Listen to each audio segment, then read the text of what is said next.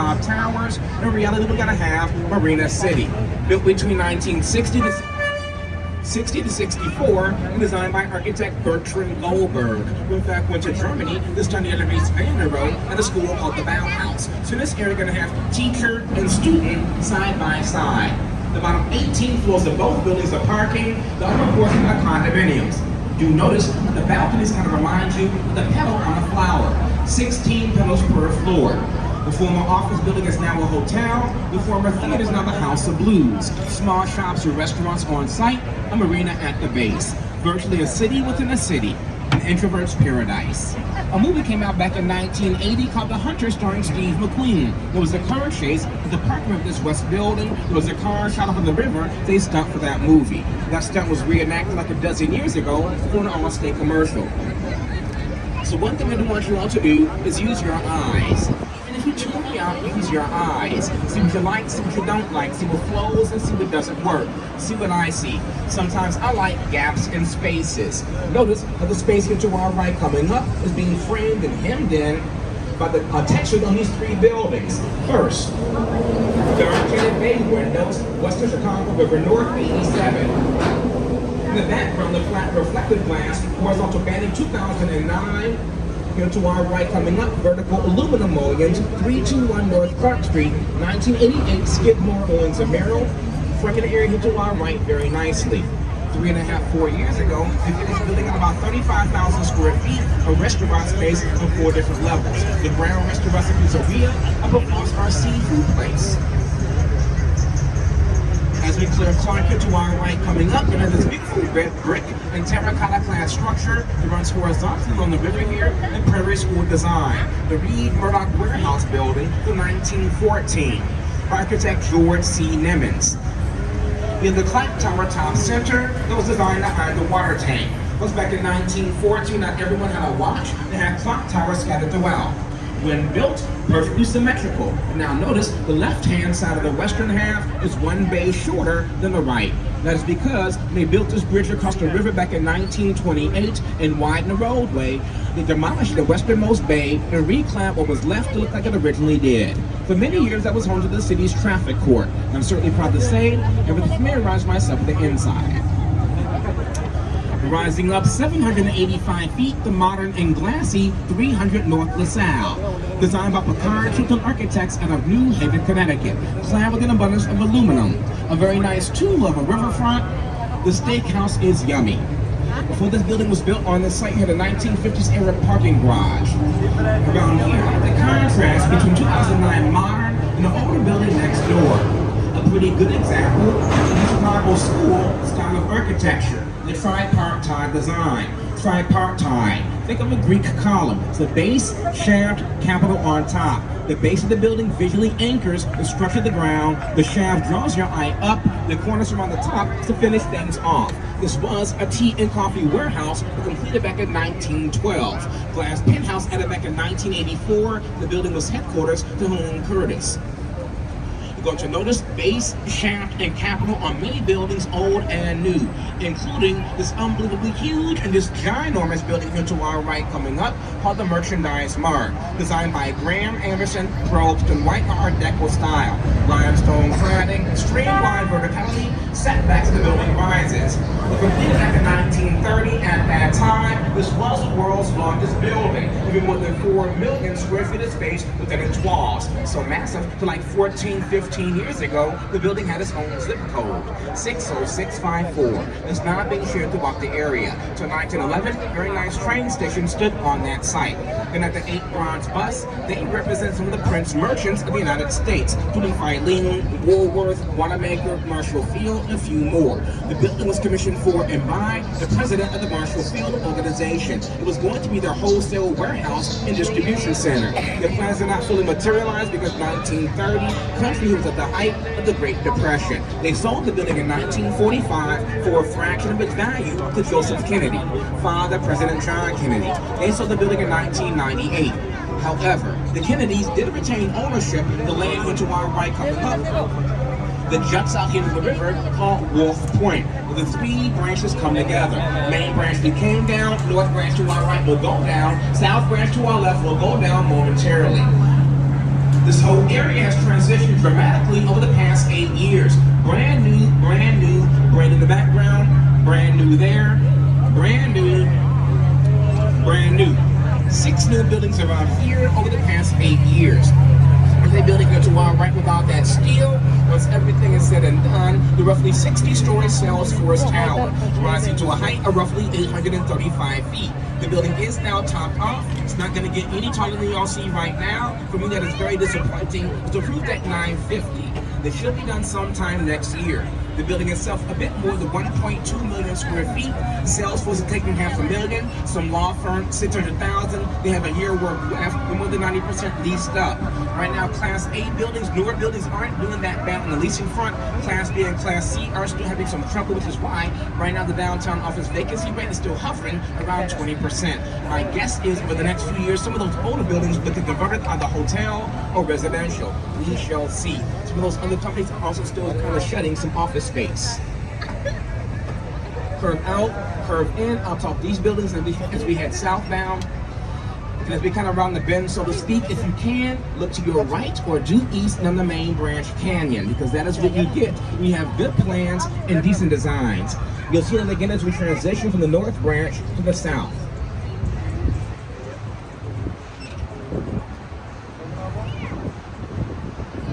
The older brick building to our left front coming up is called Fulton House. Initially, the North American Cold Storage Building, a giant icebox and refrigerator that had very few windows. It was renovated like 45 years ago and had more than 500 holes in that building for the balconies and the windows. Before they can do any work, however, they had to wait a few months to allow the walls on the building to fully thaw out. And while drilling through the walls, they ran to a lot of cork and horsehair because that was used to help insulate the building. The southern 2/3 of the arches is 1898, northern third 1908. Renovated by architect Harry Weiss. This is the oldest building we're going to see today on this tour. A building from 1902 just got torn down to our left in that gap, going to get replaced with a roughly 35-story tall apartment building. And the railroad bridge here in front of us on the diagonal have never, ever, ever in my short life seen down. The reason they keep it up when it is closed, the clearance here is only about 4 feet. They would have to have it manned 24/7. Built back in 1908, Chicago Northwestern Railway Company. It would not be torn down, has been landmarked. Giant concrete counterweight weighs more than 10,000 tons. Again, renovated by architect Harry Weiss. In his youth, Harry Weiss was an avid sailor, so in many of his initial designs, you may notice some nautical themes, like here to our left in the river cottages, 1986 to 88.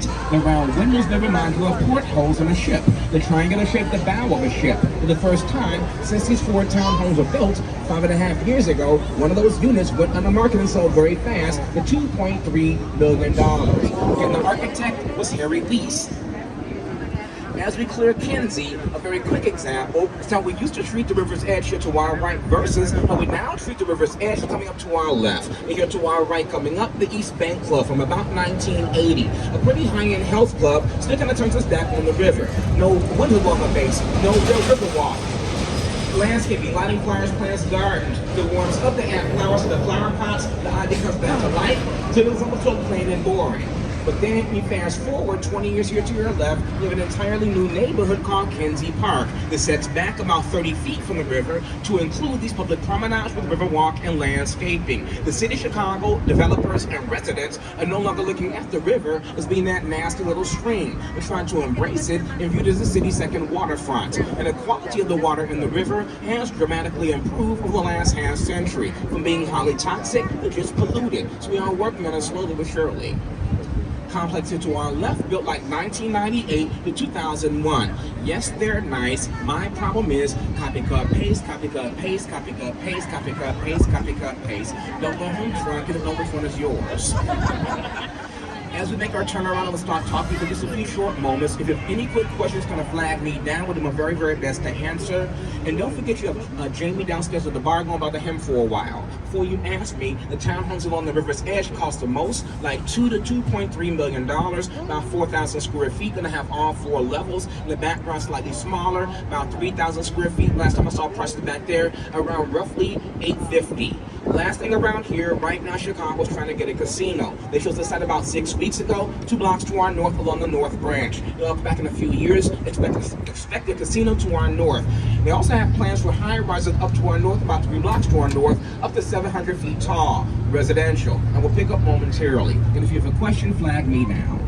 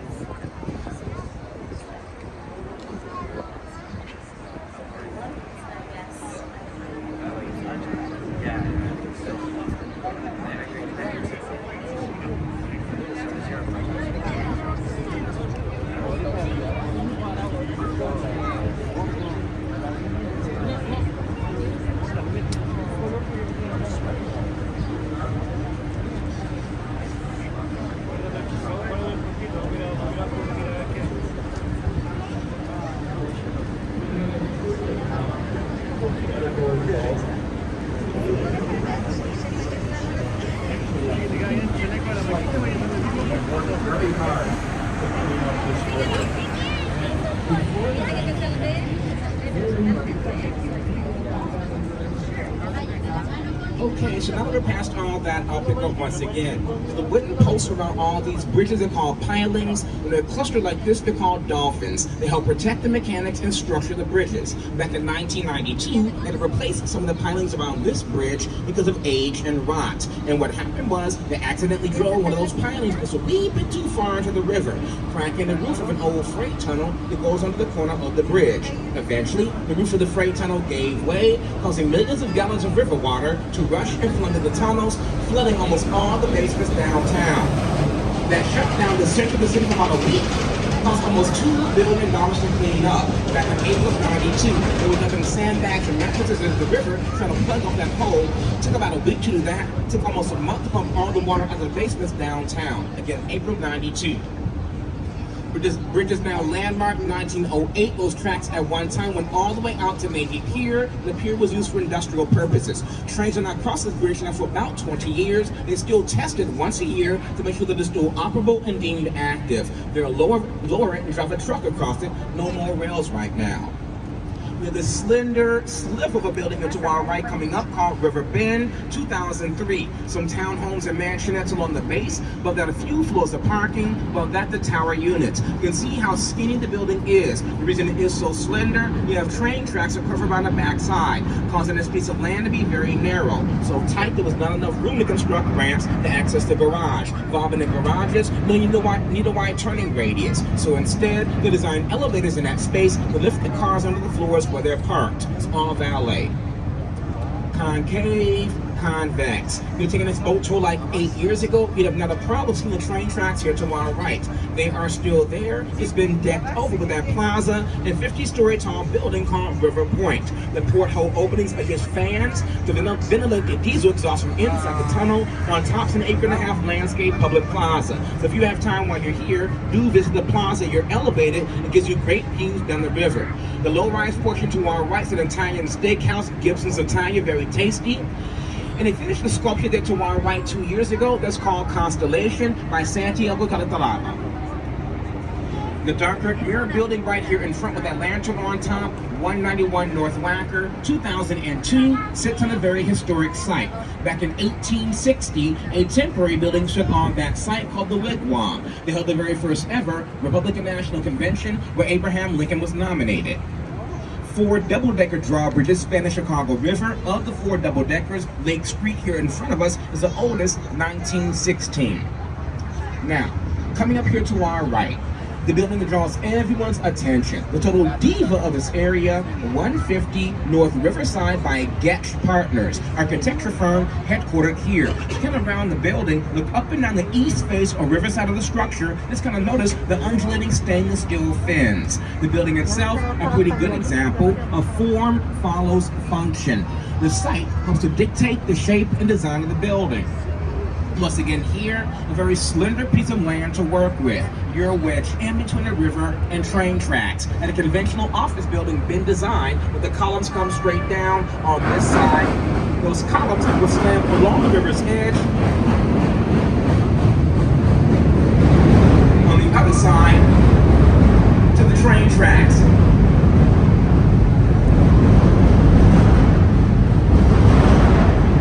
Called a core supported building. The main central concrete core takes on the weight and load of the tower. Those diagonal beams are to transfer that load. Example, hold my arm out from my body, push down on my hand, it's gonna fall right to my thigh. If there's a bar from my palm to my waist, you can't push down. Same general concept with the diagonals. The building itself opened up in 2017. I'll tell you more about it on the return trip. And I've had a building on this site for at least 60 or 70 years. And I have this great connection on the river edge from Lake Street to the train station because of this river walk. And again, I'll tell you more on the return trip. As we clear Randolph, here to our left, about 4.5 years ago, was a 5-story utilitarian building from the mid-1950s by Graham Anderson, Probst and White. The old building has been torn down. In its wake now rises a roughly 55-story tall tower, 110 North Wagner by Getch Partners. Same firm who did the depot with a very full base. Building here to our left, also very dynamic base on the riverside, those tripod-like columns. This is the tallest office building built in Chicago over the past 30 years, rising to a height of roughly 820. Completed in 2020, the building did recently sell, valued at roughly $1 billion. They said they're 82% leased up with tenants right now. Largest tenant is Bank of America. They've taken more than 500,000 square feet and the building's naming rights. So here to our left is Bank of America Tower. A lot of law firms in this building as well. As we clear Washington and enter this Art Deco canyon, into our left coming up, the Civic Opera Building by Graham Anderson, Probst and White. Limestone cladding, streamlined verticality, setbacks the building rises. You'll notice the structure kind of reminds you of a giant chair or a throne. Seat portion of the theater and stage, the wings of the building, the armrest, the tower, your backrest. It is not misspelled building, that's Latin. Chiseled here in my lifetime. With the blank wall here to our left like 20 years ago, there was some minor consideration about perhaps showing movies on the wall to watching the plaza across the way. Nothing materialized. When built, they used river water to hydraulically raise and lower the stage inside. Gonna have some carvings here and more carvings above of comedy and tragedy. It was tragic that $20 million building opened up November 4th, 1929. A few days after the stock market crash, leading to the Great Depression, Civic Opera went bankrupt soon after. It's now home to the Lyric Opera. They're very successful. Back to our right. So around here, you can see below the next set of buildings, not to the basement, to the train tracks. All the buildings here to our right along the river's edge are built atop air rights, and that means the developers bought the air above the train tracks from the railroad companies to build and develop buildings above that space. Very common in big cities. Live in or ever go to New York City, going down Park Avenue, for the most part, all those buildings are on air rights. Huge project being built in New York City right now called Hudson Yards, all on air rights. Gonna have Gateway Centers 1 and 2, 1965 to 67, Black Box Modern, Skidmore, Owens and Merrill. Background to our right with the green glass, black cladding and slope roof, Modern 83, Skidmore. Taller stones, that building into our right coming up, Postmodern, 1992, Skidmore. So all 4 buildings designed by the same firm, 65 to 92. Again, the tracks below go to and from Union Station. This is a short, classically inspired building. About a quarter of a block to our right, this next gap, 1925. I know that most of you all aren't from Chicago, but some of you all, especially the adults of a certain age, have seen some of these buildings on TV, but you may not realize it. If any of you all have ever seen The Untouchables, 1987, Sean Connery, Kevin Costner, there's a scene at the end with the baby stroller falling down the stair steps in a shootout.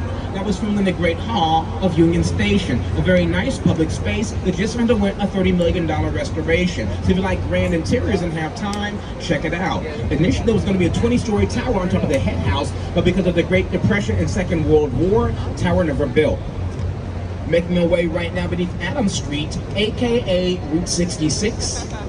And at one time, there was the beautiful Grand Concourse with the train station that stood directly here to our right. But in the name of modernization, it was stupidly torn down back in 1969 and replaced with a mediocre Gateway Center 3, 1971 International Modern Skidmore, Owens & Merrill.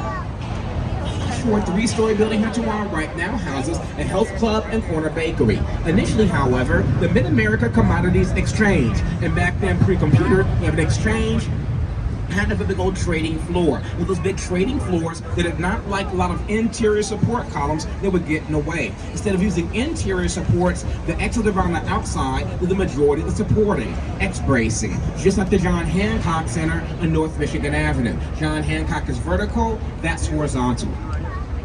I shall top the building here to our left with that red dot in the return trip with a pretty good view from this angle before we clear the bridge.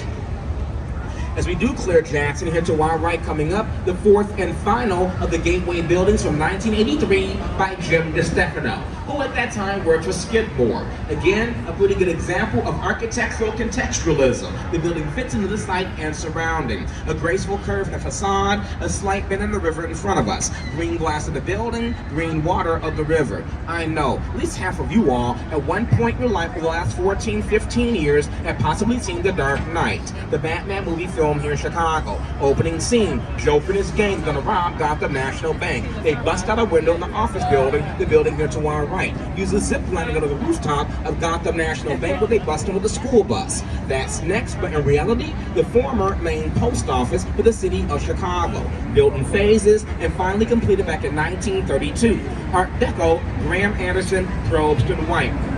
It was the world's busiest and biggest post office. Chicago is the biggest, with the mail order and catalog capital of the world, with stores like Sears, Marshall Field, Montgomery Ward, Spiegel, all using catalogs in their heyday.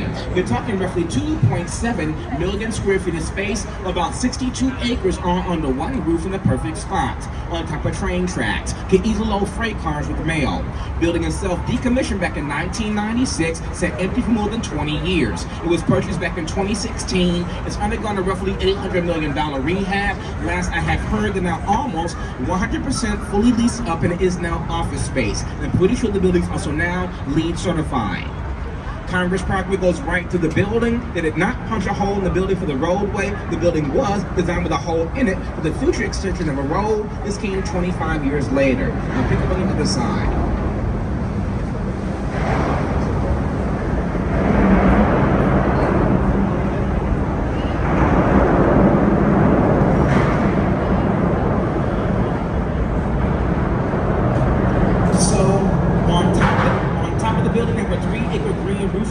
Tenants with a basketball court, walking path, half-mile jogging path. You can see from the sky deck of the Sears Tower. I'm not sure what's going to happen with a small brick building here to our right. It was a part of the purchase and complex. Whether it gets torn down or rehab, they have not yet made those plans clear. And as we clear Harrison, here to our right coming up, the newer main post office from 1996, which is not worth your nor my time, so don't worry about it. But here to our left coming up, all this vacant and broke down land, at least it used to be, till 1971, was all railroad land. Very nice train station on the corner to our left, Grand Central Station, 1890, 1971. 6 or 7 years ago, 2 different developers did team up and bought most of the land here to our left, from the bridge above us to the bridge in front of us. They had like 14 acres, a lot for any city. 5 years ago, they submitted a master plan to the city, which called for the redevelopment of that land. On that property, they now allowed to build roughly 3,600 residential units. The project initially was called Riverline, designed by Perkins and Will. So here to our left, a boardwalk, which is open to the public. About 3 years ago now, those 2 developers did part ways. One developer, Lend Lease, to the land here to our left, the construction site, back to the bridge. They have finished one building so far, there to our left coming up called the Cooper. It is rental, being built right now with that crane that is called the Reed. It'll be 41 floors, half condo, half rental. I will admit I am not a big fan of the one being built right now. They made some changes at the bottom I do not like. Initially on the base here, look in the green space, they were gonna have some duplexes, like you see there to our left in the background on the Cooper. Now you're gonna have 1, 2, 3, 4 floors of screened-in parking on the river and green space. For me, that is not a good design. They can do what they want, but I will talk about it. The elevator is called the Skip for the construction workers. Then the crane, forward, glass glazing facade. The building should be done sometime next year. About 240 apartments, about 240 condos. And until 1972, a bridge, this spanned the river near this location at Polk Street, is still the abutments on either side. And here to our left, we have River City. It may remind you of a complex we saw like 15 minutes ago, Marina City. If it does, it should. Designed by the same architect, Bertrand Goldberg. The building here to our left was 20 years later, 1986. Once again, a small marina at the base for boaters on the dock in that space. They can leave their boats in the water year-round behind the break wall. If it gets very cold out, they turn on bubblers in that marina so the water is moving and agitated so it does not freeze up. It was built as rental, converted to condominiums 3.5 years ago. Everyone got bought out for $90.5 million. It is now once again rental.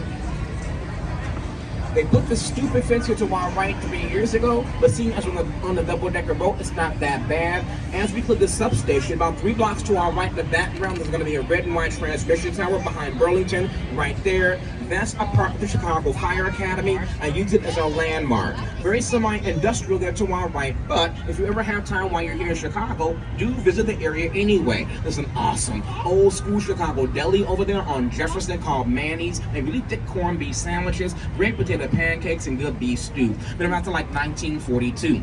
In the front here to our right with the smokestacks, the old Union Station power plant, 1931. Originally coal-powered, many years natural gas, decommissioned 2011, and 5 years ago placed on the endangered buildings list. A big fear that it could be torn down. Hope that it's not. It's really cool, but it needs a lot of work.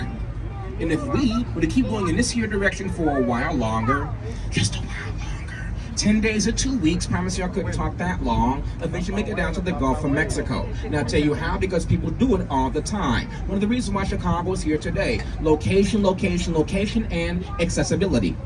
Out of Lake Michigan, down the main branch of the Chicago River. Then the south branch where we are right now, and 4 miles further down, the river flows into the Chicago Sanitary and Ship Canal, dug 1892 to 1900. That flows into the Des Plaines River, which flows to the Illinois River, which flows to the Mississippi River, and down to the Gulf we go.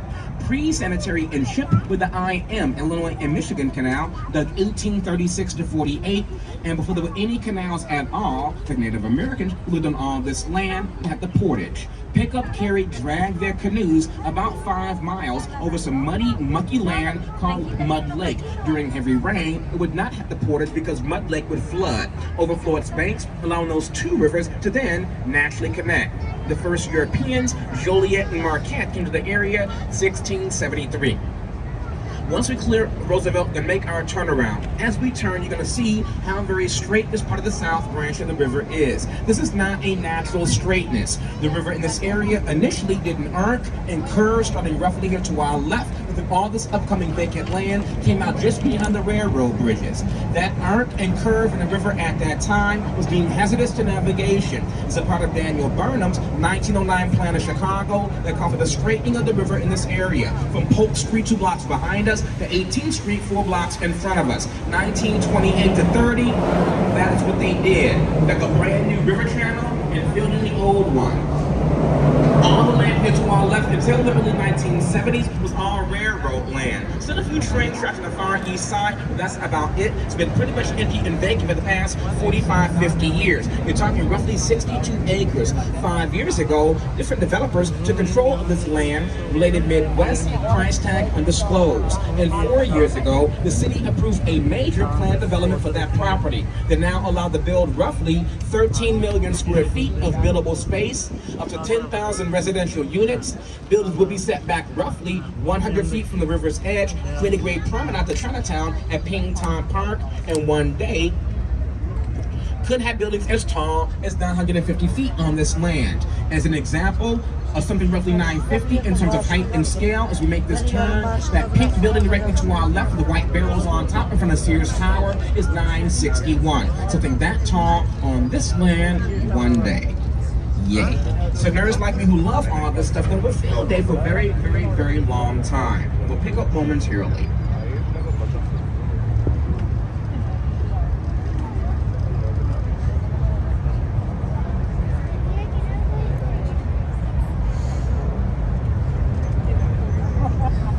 Tam o kadar konuştum. Teşekkür ederim.